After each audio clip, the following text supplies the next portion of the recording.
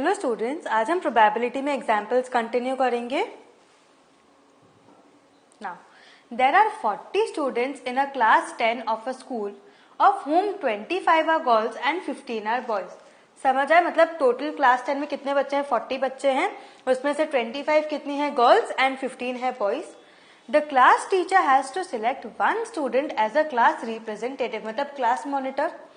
She writes the name of each student on a separate card, the cards being identical. ठीक है, मतलब 40 cards है total, मतलब and हर एक कार्ड में हर एक बच्चे का नाम लिखा है.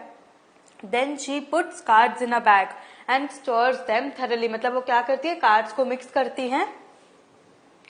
She then draws one card from the bag. एक उन्होंने कार्ड निकाला. What is the probability that the name written on the card is the name of a girl or a boy? ठीक है, very easy. खुद से solve करो and फिर solution देखना. Now there are 40 students and only one name card has to be chosen. Correct? So the number of all possible outcomes is 40. Now the number of outcomes favorable for a card with the name of a girl कितना? अब total number of girls कितनी थी? 25. So, अब अगर क्या है events favourable, क्या है कि गर्ल निकलेगी 25, क्योंकि 25 गर्ल्स है तो मतलब 25 कार्ड्स थे. सो therefore probability of a card with the name of a girl क्या होगा, और पी ऑफ गर्ल क्या होगा? 25/40. सब आप इसको रिड्यूस करो 5 के टेबल से. 5 5s are 5 8s are 40. So therefore probability of a card with the name of a girl is equal to 5/8. Now अब आपको क्या चाहिए? The probability of a card with the name of a boy. Correct? So अब दो तरीके हैं. या तो आप नॉर्मली जैसे गर्ल का आपने निकाला वैसे निकालो, या फिर P of boy is equal to 1 minus P of girl, वैसे भी निकाल सकते हो. That is P of E is equal to 1 minus P of E bar. So the number of outcomes favourable for a card with the name of a boy क्या होगा? 15. Why? There are 15 boys. So therefore probability of a card with the name of a boy क्या होगा? 15/40. 5 से reduce करो. 5 3s are 15, 5 8s are 40. समझ आया? और method 2, we can also determine P of boy by taking P of boy is equal to 1 minus P of not boy, which is equal to 1 minus probability of girl. So probability of a card drawn as girl कितना था? 5/8. So probability of a card that a boy's name will come क्या होगा? 1 minus 5/8, that is equal to 8. पूरा LCM ले लो, 8 denominator में as it is रहेगा. 8 minus 5/8 which is equal to 3/8. दोनों answer कर सेम है. देखो 3/8 एंड 3/8. करेक्ट? समझ आया? ना A box contains 3 blue, 2 white and 4 red marbles. ठीक है, अब यहाँ पे balls की जगह क्या है? Marbles. If a marble is drawn at random from the box, what is the probability that it will be white, second blue and third red? Same type of sum यहाँ पे balls की जगह क्या है? Marbles. अभी तक आपको समझ आ जाना चाहिए. सो सबसे पहले आप सारे एग्जाम्पल्स जो है अपनी टेक्स्ट बुक से सॉल्व करो, फिर वीडियोस में अगर नहीं समझ आए तो फिर इसको अच्छे से समझो. ठीक है? So all the marbles are equally likely to be drawn. Correct? Why? Because the marble is drawn at random. Random का मतलब ही क्या हुआ कि जितने भी मार्बल्स हैं हर एक की प्रोबेबिलिटी कि वो निकलेगा वो इक्वल है. ठीक है? That is the outcomes are equally likely. So therefore the number of possible outcomes क्या होगा? 3 + 2 + 4 which is equal to 9. So total number of और आउटकम्स क्या होगा? 3 blue + 2 white + 4 red marbles which is equal to 9. So now let W denote the event the marble is white, B denote the event the marble is blue and R denote the event that the marble is red. So number of outcomes favorable to the event W और white क्या होगा? 2. Why? Because there are 2 white, 3 blue and 4 red. So 2 होगा. And total कितने outcomes है? 9. So probability of white क्या होगा? Number of outcomes favourable to the event W upon total possible outcomes. पूरा formula लिखोगे, फिर डायरेक्ट ऐसे डायरेक्टली आंसर नहीं लिखोगे. ठीक है? डायरेक्टली आंसर नहीं लिखोगे, पूरा फॉर्मूला आपको हर एक सब पार्ट में लिखना है. So probability that a white marble will be selected क्या होगा 2/9. Now similarly probability that a blue marble will be drawn क्या होगा 3/9. Why? Because there were 3 blue marbles. So 3/9 क्या 3 के टेबल से रिड्यूस करो तो 1/3. And probability that a red marble will be drawn is 4/9. Why? Because 4 red marbles were there. So also अब आपने solve कर दिया, अब आपको चेक करना है. कैसे करोगे? All 3 probabilities का सम क्या होना चाहिए 1. एंड हमने क्या पढ़ा था कि वो जो तीनों इंडिविजुअल प्रोबेबिलिटीज जो आप निकाल रहे हो उन इवेंट्स को हम क्या कहते हैं elementary events. So adding all the 3 elementary events will give us 1. ठीक है, क्रॉस चेक कर लेना. Okay, next. Harpreet tosses 2 different coins simultaneously. अब देखो यहाँ पे ये वेरी इंपॉर्टेंट न्यू टाइप का सम है कि क्या है 2 डिफरेंट कॉइन्स साइमल्टेनियसली. समझ आया? That is one is of ₹1 and other is of ₹2. मतलब हरप्रीत के पास क्या है 2 कॉइन्स है. एक कॉइन ₹1 का है एंड दूसरा कॉइन ₹2 का है. वो दोनों कॉइन साथ में टॉस कर रही है. ठीक है. Now what is the probability that she gets at least 1 head. क्या चाहिए उसको probability that she gets at least 1 head. This is a very important example. ये अच्छे से समझो. Now we write H for head and T for tail. ठीक है. When 2 coins are tossed simultaneously, the possible outcomes are HH, HT, TH and TT. समझ आया? देखो coin 1 में क्या होगा हेड कॉमा टेल. अब कॉइन 2 में क्या होगा हेड कॉमा टेल. अब आप क्या करो दोनों कॉइन साथ में उछाल रहे हो. मतलब कॉइन 1 से एक आउटकम निकलेगा एंड कॉइन 2 से दूसरा आउटकम निकलेगा. सो 4 आउटकम्स हो सकते हैं. कैसे? दोनों कॉइन में हेड निकला, फिर हेड और टेल निकला, फिर टेल और हेड निकला, फिर टेल एंड टेल निकला. समझ आया? So there are 4 possible outcomes which are all equally likely. Correct. So the outcome favorable to the event E, that is at least 1 head क्या होगा HH, HT and TH. TT नहीं होगा. TT का मतलब क्या हुआ कि दोनों कॉइन्स में टेल आया.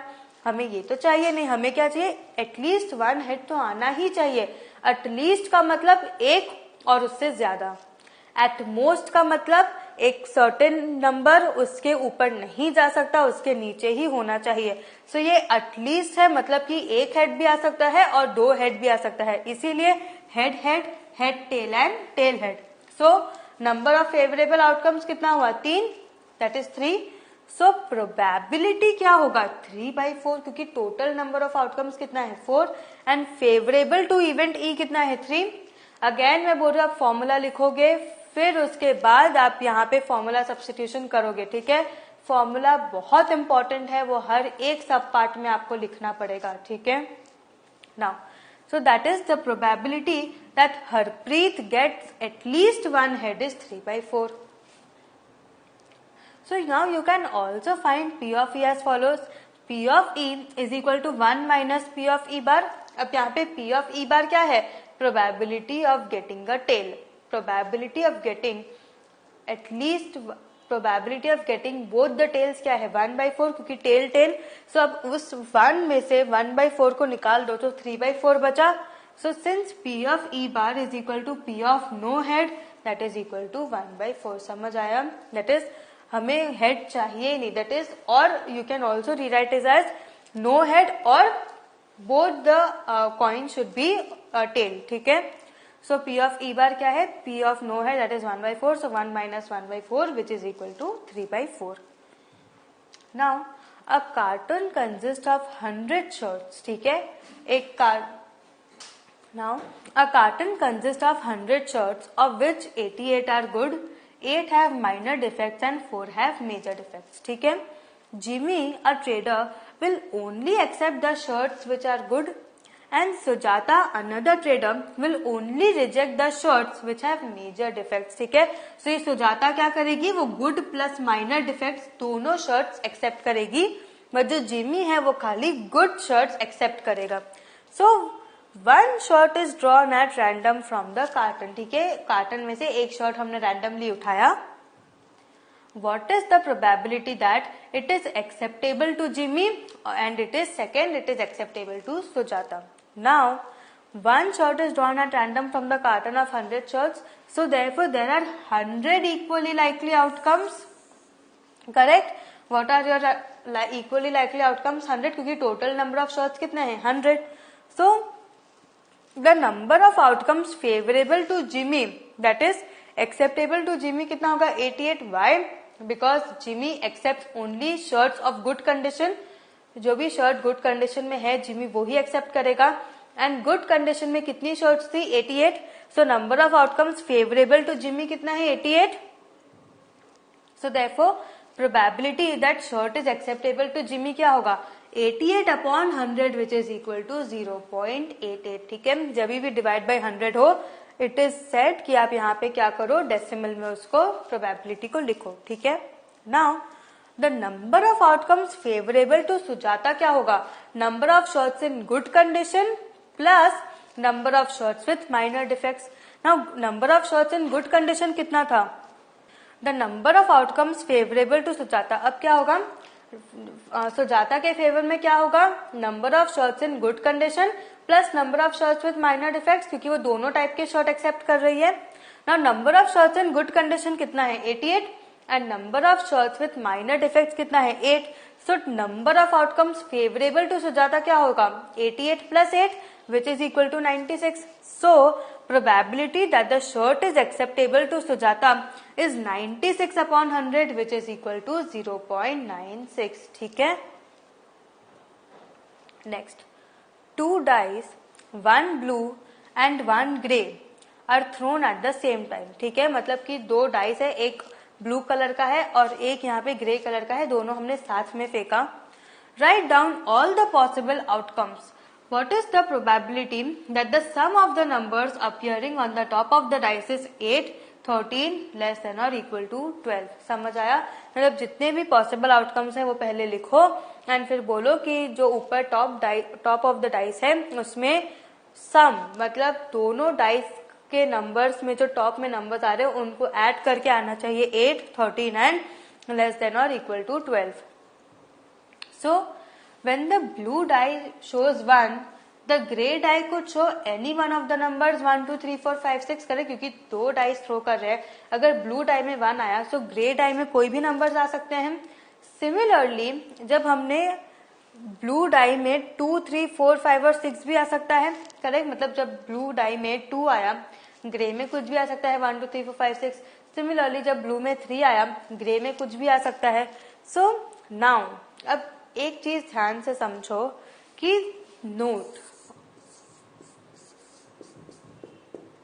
The pair 1,4 is different from 4,1. कैसे? देखो, this is dice 1, this is dice 2, this is dice 1, this is dice 2.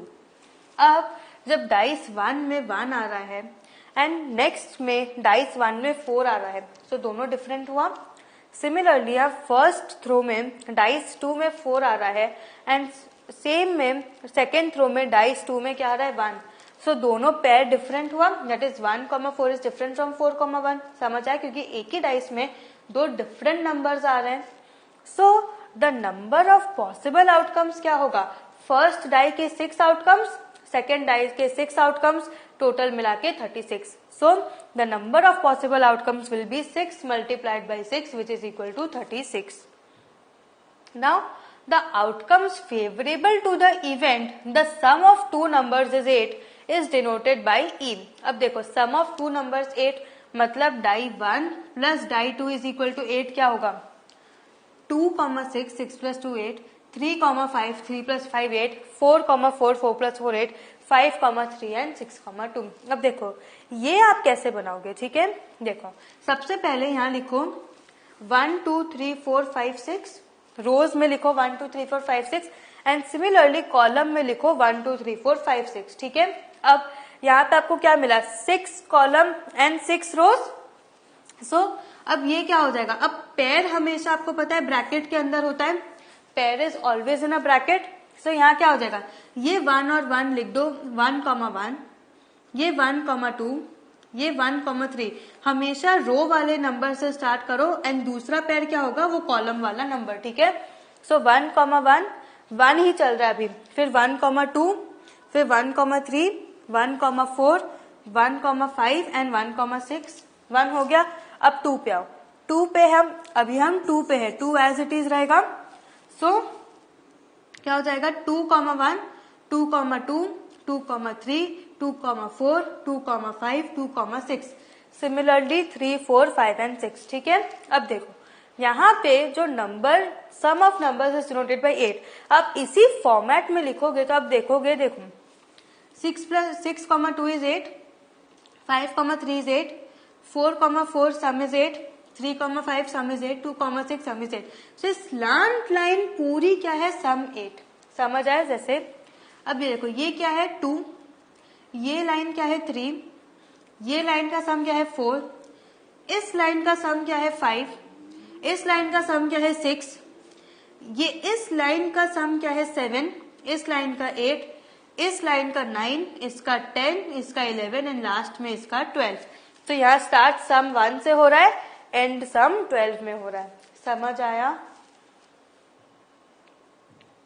ना। सो P ऑफ E क्या हुआ, 5/36। नाउ सेकेंड केस क्या है, the sum of two numbers is 13, so there is no outcome favourable to the event F, that is the sum of two numbers is 13, correct, क्योंकि maximum number कितना होता है 12। So P of F क्या होगा, 0/36 which is equal to 0। Now the sum of two numbers is less than equal to 12, so क्या हो गया, यहाँ पे सारे ही आउटकम्स आ गए, that is all the outcomes are favourable to event G, that is sum of two numbers is less than equal to 12। So P of G क्या होगा, 36/36 which is equal to 1।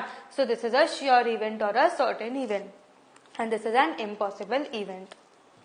So what have we learn today, आज हमने आपके examples complete किए, next session में हम exercise करेंगे। Till then have a good revision, practice maths daily.